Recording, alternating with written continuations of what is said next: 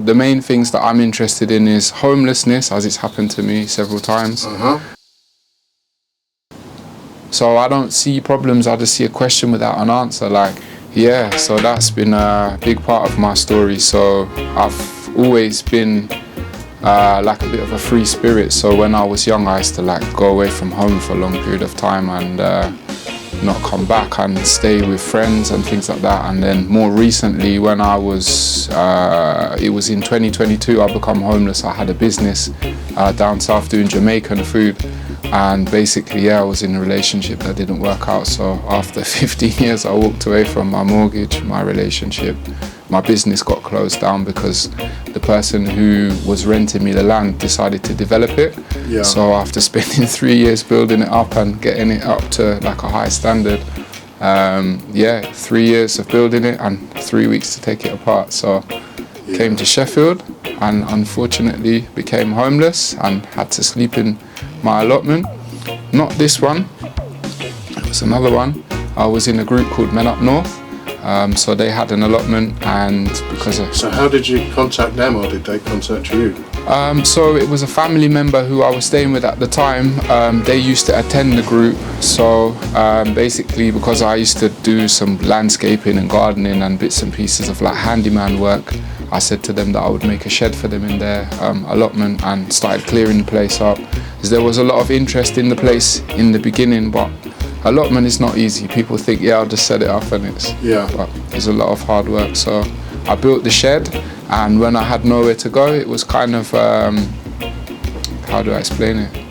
It just aligned, it just made sense, do you get what I mean? So I was like, I don't have anywhere to go, there's somewhere to go, and let's go there. Thank the Lord, you got somewhere more permanent now, yeah? Yep. So I got a place through the council. I've been in it for a year now, so it's been challenging. That was the first time, I was homeless when I left Brighton, and then I went to live in Bournemouth and I was homeless there because when I moved into the property, the landlord decided to sell it after 6 months. Yeah. So that's when I came to Sheffield. I was homeless then, and then I got a place in a multiple occupancy, like a HMO.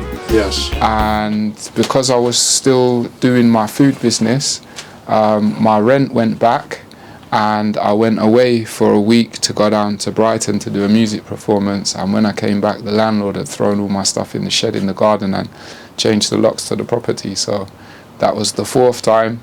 And after that I had to stay in a homeless hostel, and it gave me priority to go up the list of people, to get priority. So this came from a job. These were just from somebody's garden.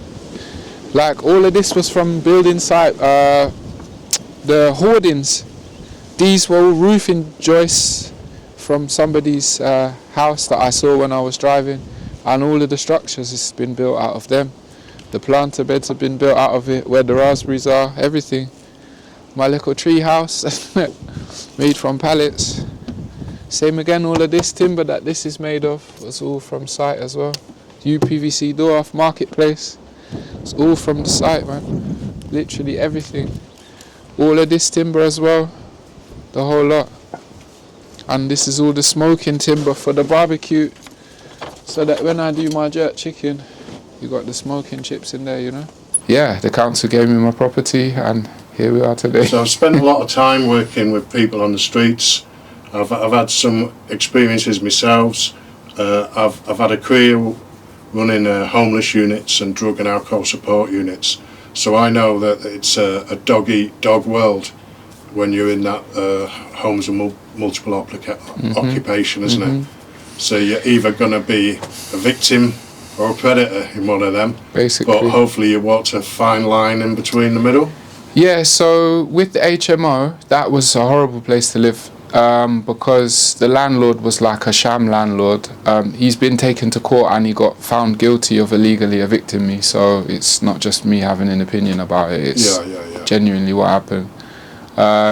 He just was packing the house out with too many people. Then he was renting out the living room, which he wasn't supposed to be doing. The house was in disrepair, the soil pipe was having water dripping out of it. The washing machine wasn't plumbed properly. There was arguments about who had what stuff in what fridge, and The guy used to just come in and open the cupboard and just take people's coffee, and he was just not a nice guy. One of the people who lived in the property, he came from Lithuania, and he was just working to make his, like, to send money back to his family. And I remember there was a day he just came to me and he's like, I'm being deported, because he was a legal immigrant in the country, and he was just hugging me, like, big strong man, just crying, like, all I was trying to do was make a better life for myself and for my kid. And when I think back to those times, that's why I pushed the court case all the way through, because there was an opportunity for me to just let him slide. And I thought, you know what, like, if this isn't, nothing is done about it, then you're just going to go and do it again because you think it's all right to just use people and destroy people's lives. Do you know what I mean? So yeah, there's a big thing about deportation and stuff. There's some good people with some benefit to the United Kingdom, you know, who are working or doing their best to work. You know, people do need to look at people as humans. I believe, anyway. I believe. Yeah, I mean, it's difficult. I mean, I believe to a certain extent we can look at scripture and say, give unto Caesar what is for Caesar, yeah? So we need to pay tax into a system, because I don't know how to lay a road, and I don't know how to build a bridge, and I don't know how to do certain things. I'm willing to admit that. But I think the problem comes is, like, when you're paying road tax and you're driving over a pothole, and then you have to, your insurance goes up and this thing and that thing. So it's like, I think the righteousness in the system has been eroded over time, and it's like we see people with too much that don't want to share it, and we're suffering. So we're like, well, how is that going to work? And with the internet and stuff nowadays, like, people are seeing more and more of what's going on. Like, I personally got arrested in 2006 for filming the police, yeah, which isn't illegal. So it's like, I think we're in a time where everything is explosive, it's spreading very quickly, and we haven't caught up yet with it, if you get what I'm trying to say. Yeah. I mean, like, the powers that be have now realised that the truth's coming out. People are filming, everybody's a YouTuber, everyone's got a channel, everyone's got an opinion, and I don't believe that the police are going to be stopping people for filming. People are getting stopped for praying inappropriately in their eyes, but I believe that's a battle that as a Christian that will win anyway. You know, I believe you should be able to practice your faith no matter how fashionable or trendy it is. Have you had, direct question, you'd have to ask me, yeah? Because I had a long period smoking weed every single day for a decade. Have you had a problem with substance misuse? Yep, 100%. 100%. I smoked weed when I was 12 years old for the first time. And that was just to try it. And then when I was 16, like I said, I used to run away from home because there was things going on at home. And that was like the comforter, do you understand? It's like that thing that helps you to forget and just not think about it. Bit of a plaster over what's going on, innit? 100%. 100%. It doesn't fix the problem. It just allows you to not think about it for long enough. Yeah. But then I think also there's some other side effects, like you have kind of like brain fog, and sometimes you won't want to do things, and it used to affect my desire to want to be around people. It just made me just. But I'm quite an introspective person. I'm a Gemini, and some people don't believe in horoscope and say it's against Christianity and stuff. But I knew about it before I was saved, and my personality is very like extreme. So if I will go and give my time to people, and I'll help everyone, and then I'll just be like, right, now I need time to go and walk in the forest by myself. I don't want to answer the phone. I don't want to speak to no one, because when you're giving yourself out, you need to recharge. Do you get what I'm saying? Yeah. And, I mean, we're surrounded by people who are great at taking, aren't we? And some people will wait until there's nothing left and then look for someone else to help with it. I think that's one that we know. 100%. Yeah. But yeah, the ganja was a thing for me. Like, it was every day, all the time. Like, there was one time when I worked out that I'd spent £5,000 in 1 year on smoking weed. I was smoking 2 grams of weed every day. Yeah. That's before the tobacco and the Rizzlers. So it's only been the times when I've gone to church and felt the power of God that does the healing inside. It's a powerful thing. And like I was saying, I've gone away from church and gone back to church, and people used to tell me things, and because I didn't know them as my first-hand experience, they didn't make sense to me. Did you say your grandparent introduced you to church? So my granddad was Christian. I'm not sure how long he was Christian for, like in his life, because I wasn't around him all the time, but in his later years, before he passed away, he used to tell me like stories about like he saw Jesus in a dream and he was walking up the stairs and his robe was white and all of these things. And my family have always been like against Christianity, and I mean, I don't know if the word against it, but it's like even myself, I was struggling with witnessing to people because I felt like I'm pushing my opinion on them.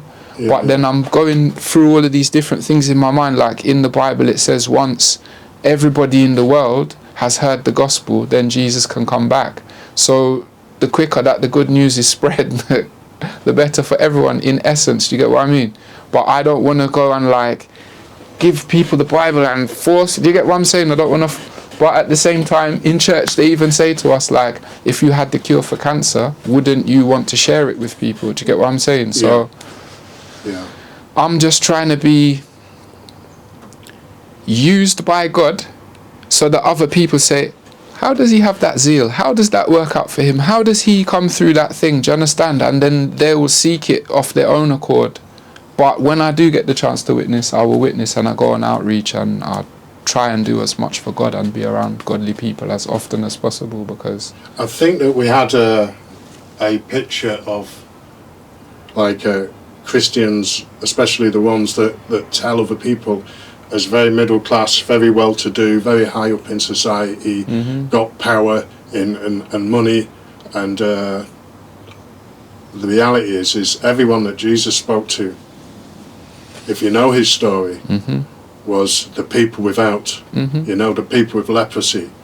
You know, I equate people with leprosy to the guys and girls that I see lying under cardboard boxes in towns, you know, because they're isolated and everyone stays away from them, and that's what was happening to the leper. You know, he spoke to the lady who'd had five husbands, you know, like it was fishermen. It wasn't working with lawyers and high-powered people, was he? In fact, them people were the Pharisees, which was attacking him, you know. So yeah, I believe people like yourself, Luke, and many other young Christians that I'm meeting are the right people to be spreading what they're getting out of the Bible. Well, the way I see it is like, if I tell you the pot is hot, not to touch it, then you don't know until you touch it and burn your hand. So the people, like they say in Jamaica, who feels it knows, yeah? So how can somebody who's never been through something be the one who's tackling the problem? Like there's a difference between desk research and field research. Yeah. So if I read the crime stats for this area and say, oh, that place is deprived and whatever, but I've never been there, how do I know? Do you get what I'm saying? Yeah. And I think, like for me, in terms of homelessness, I've always had a compassion. My personality growing up has been a fixer. So I don't see problems, I just see a question without an answer. Like this whole place that we're sitting in now came from necessity. It came from solving a problem. Like I didn't have anywhere to go. And like we was discussing earlier, when I was in the second temporary accommodation, so I was in that HMO first, and then I went into the homeless shelter. People in there, I'm not saying I'm better or righteous or whatever, they were smoking spice and crack and all kind of stuff, and I don't want to be around that. Do you know what I mean? Like that's just a slippery slope.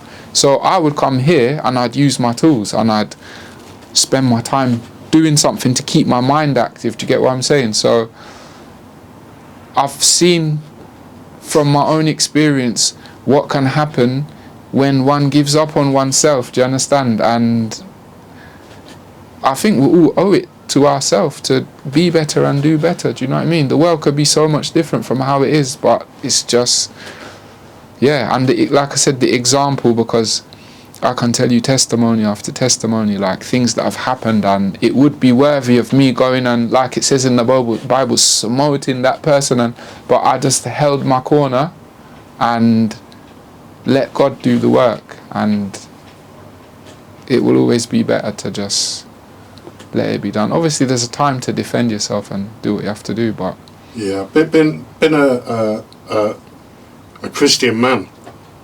You said something earlier that you like to fix things.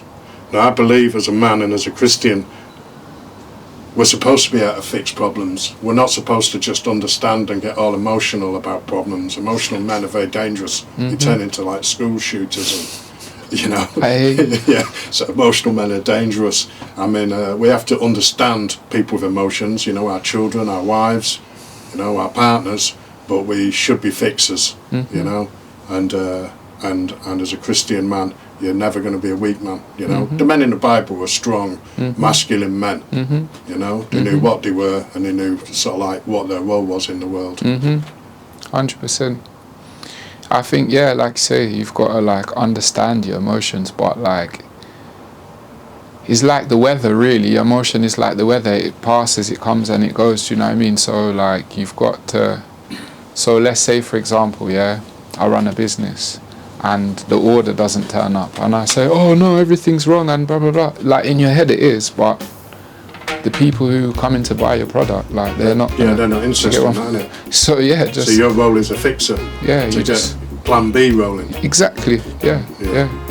And I believe, and I do believe, rolling with the Bible is a blueprint for life, and it teaches you stuff like this. You know, we have stormy days, but I know, like there's grey clouds up there, but I know there's a blue sky above them clouds. 100%. You know, it's always there. 100%.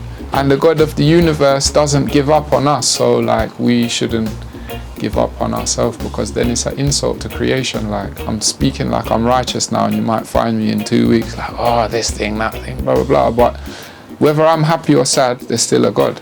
Whether a good thing happens or bad things, there's still a God. Because if there wasn't, the sun would fall out the sky and the trees would just tip over. Like the Spirit of God is always moving, and some people, like, they'll ask a question like, yeah, but why did that person die, and why did this thing happen, and why did that thing happen?